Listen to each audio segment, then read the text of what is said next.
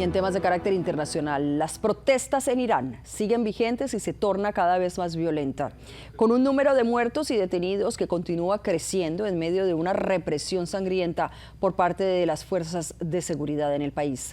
Organizaciones de derechos humanos indican que el saldo de fallecidos supera los 500 entre manifestantes y agentes de seguridad. Pero la organización de Mujahidines, un grupo de oposición, cifra en más de 3.000 muertos. Además, cerca de 2.300 han sido arrestados ya en todo el país desde que comenzaron estas movilizaciones a finales de diciembre, en protesta contra la crisis económica y la devaluación del rial. Las protestas se han dado en cerca de 280 localidades de 27 provincias. Los enfrentamientos han tenido lugar en ciudades como por ejemplo Teherán, en Isfahán, en Shiraz y otras provincias, donde se reportan heridos, uso de munición real y un apagón nacional de Internet que ha dificultado la comunicación y el monitoreo independiente de los hechos. El gobierno iraní intenta justificar sus acciones como necesarias para restablecer el orden en el país. El presidente Donald Trump planea tener una reunión el día de mañana, martes, con un grupo de altos funcionarios sobre las posibles acciones del gobierno de Estados Unidos para responder a la represión de las protestas en Irán. Y nos vamos hacia Venezuela, donde se confirmó la liberación de 24 presos políticos durante un operativo nocturno, según informó la organización de derechos humanos Foro Penal. Los detenidos, entre venezolanos y extranjeros, habían estado recluidos en los centros de penitenciarios La Crisálida y El Rodeo 1 y fueron excarcelados durante la madrugada de este lunes, confirmó el organismo. Los nombres incluyen a varios ciudadanos venezolanos y también extranjeros en el grupo.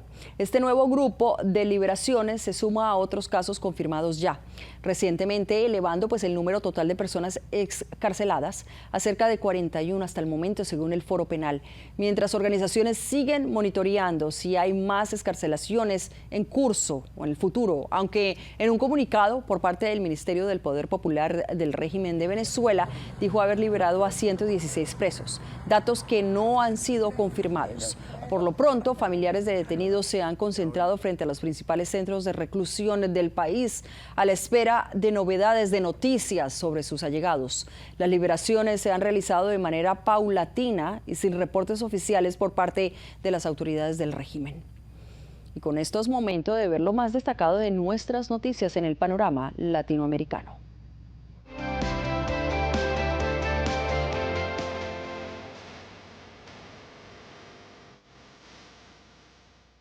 Honduras.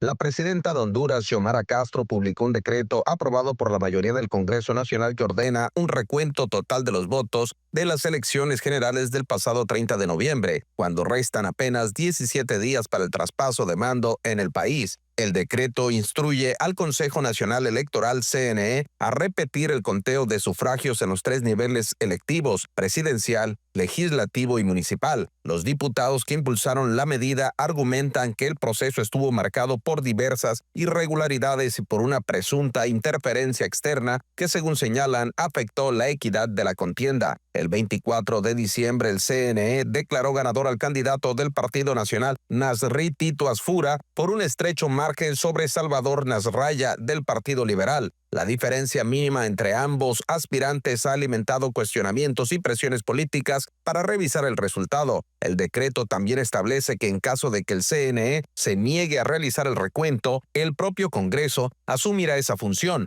Una disposición que ha generado debate jurídico y político en distintos sectores. Analistas advierten que la decisión incrementa la tensión institucional en un momento clave para la estabilidad democrática del país. Mientras tanto, el CNE evalúa los alcances legales del mandato legislativo en un escenario donde la incertidumbre domina el panorama electoral y político hondureño.